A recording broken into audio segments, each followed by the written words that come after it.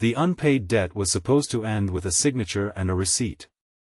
Instead, before the single father even reached the front steps of the sprawling mansion, the woman who owned one of the country's largest companies looked at him with tears gathering in her eyes and made an offer that would change both of their lives forever. If stories about kindness, forgiveness, hope, and second chances mean something to you, please take a moment to like this video, leave a comment, share it with someone who needs encouragement today, and subscribe to our channel so our community can continue growing together. Graham Mercer had spent the last 6 years rebuilding a life that had collapsed almost overnight.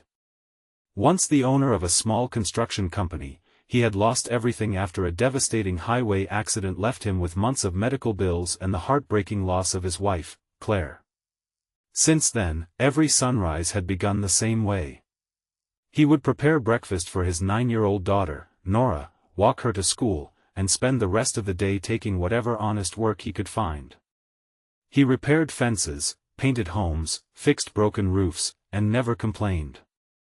Every dollar he earned had a purpose. Food came first. Rent came second. The small envelope hidden inside an old wooden box came third. Every week he added another few dollars until one spring morning, after years of sacrifice, the envelope finally held exactly $20,000. Most people would have called the debt forgotten. The woman who had loaned him the money had never asked for repayment. She had never sent letters or hired lawyers. In fact, Graham doubted she even remembered him. But he remembered every detail of that afternoon years earlier when he had walked into the headquarters of Hartwell Industries desperate for help after being turned away by every bank in the city. Security had almost escorted him outside until the company's young chief executive, Vivian Hartwell, happened to pass through the lobby. Something about the exhausted father holding a sleeping little girl had made her stop. She listened to his story, quietly wrote a personal check, and told him only one thing. Take care of your daughter. Pay me back only if life gives you the chance. Life had finally given him that chance. The Hartwell estate stood on rolling green hills beneath a bright afternoon sky. It was elegant without being flashy, surrounded by old oak trees and carefully tended gardens bursting with colorful flowers. Graham felt painfully out of place as he parked his aging pickup truck beside luxury vehicles that probably cost more than his former business had ever earned in a year. Nora climbed out beside him wearing the nicest dress she owned, carefully brushing invisible dust from her shoes because she wanted to make a good impression. Inside the mansion, preparations were underway for an important charity luncheon. Business leaders, journalists, and foundation directors had gathered to celebrate another year of philanthropic work led by Vivian Hartwell. Everyone expected speeches about profits, investments, and expansion. No one expected the arrival of a quiet father carrying a weathered envelope. When Graham introduced himself to the house staff, most of them looked confused. His clothes were clean but faded. His boots showed years of hard work. He looked more like someone delivering supplies than a guest. After several minutes, Vivian stepped into the grand entrance hall. She was composed, confident, and respected by everyone around her, yet the moment she recognized Graham, her expression softened with genuine surprise that he thanked her for believing in someone the world had already given up on. Without ceremony, he placed the thick envelope into her hands and explained that every dollar was there, along with the small amount of interest he believed she deserved. Vivian stared at the envelope for several long moments before opening it. The neatly organized bills represented years of sacrifice she could scarcely imagine. She understood immediately that this money had not come from comfort.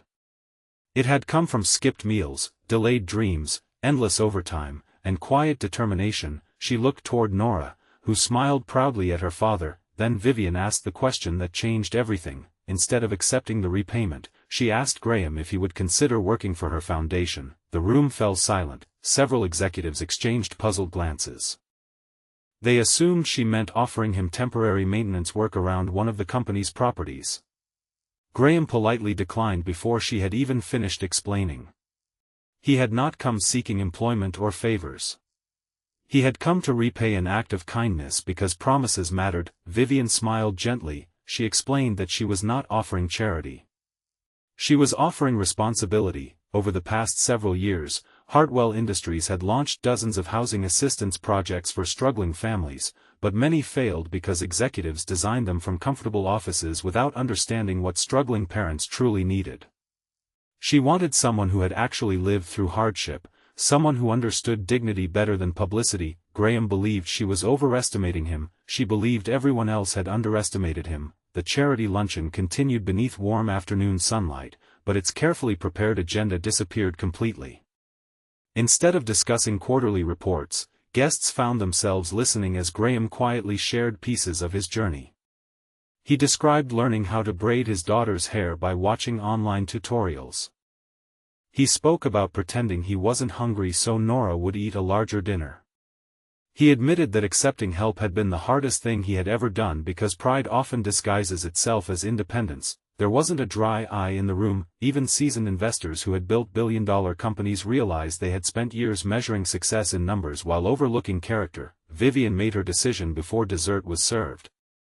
She publicly announced the creation of a new leadership position overseeing community outreach, with Graham Mercer serving as its first director if he accepted. Many board members quietly objected afterward. Graham had no college degree, no executive experience, and no corporate background. Vivian answered every criticism with remarkable calm. Character could not be purchased, integrity could not be taught in boardrooms, empathy could not be manufactured through training seminars. Those qualities had already been proven by a father who spent 6 years repaying a debt that no one would have forced him to repay. Graham asked for several days to think that he returned home that afternoon carrying the same empty envelope he had brought to the mansion. Although the money was gone, his heart felt lighter than it had in years. Nora sensed something remarkable had happened. She told her father that her mother would probably be smiling if she could see them now. Over the following week, Graham wrestled with doubt. He worried he would embarrass himself. He worried educated professionals would never respect him. Most of all, he feared disappointing Nora after finally earning her belief that impossible things sometimes become possible. One afternoon, while repairing a neighbor's porch, Graham noticed an elderly widow struggling to carry groceries. Without hesitation, he put down his tools and helped her inside. She thanked him warmly and remarked that he had always helped people before finishing his own work. Her words lingered in his mind. Perhaps leadership had never been about titles, perhaps it had always been about serving others first. That he accepted Vivian's offer. His first months at the foundation were difficult.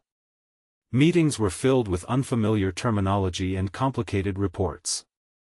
Graham often felt lost among experienced executives. Yet every time discussions turned toward helping families, everyone eventually looked toward him because he spoke from experience instead of theory. That he proposed simple changes that experts had overlooked. Housing applications were rewritten in plain language. Emergency assistance arrived faster. Childcare support became part of employment programs. Families were treated with dignity instead of suspicion. The results astonished everyone. Applications increased, success stories multiplied, communities began trusting the foundation in ways they never had before. Journalists soon published stories about the unusual executive who still drove an old pickup truck and spent weekends volunteering alongside construction crews instead of attending luxury events. Vivian watched every success with quiet satisfaction. Months later, during another bright afternoon celebration held in the gardens of the Hartwell estate, hundreds of families gathered to celebrate the opening of a neighborhood built specifically for parents rebuilding their lives after hardship. Children laughed across fresh playgrounds, neighbors planted flowers together. Hope had become something people could actually see. Before the ribbon-cutting ceremony began, Vivian invited Graham to stand beside her.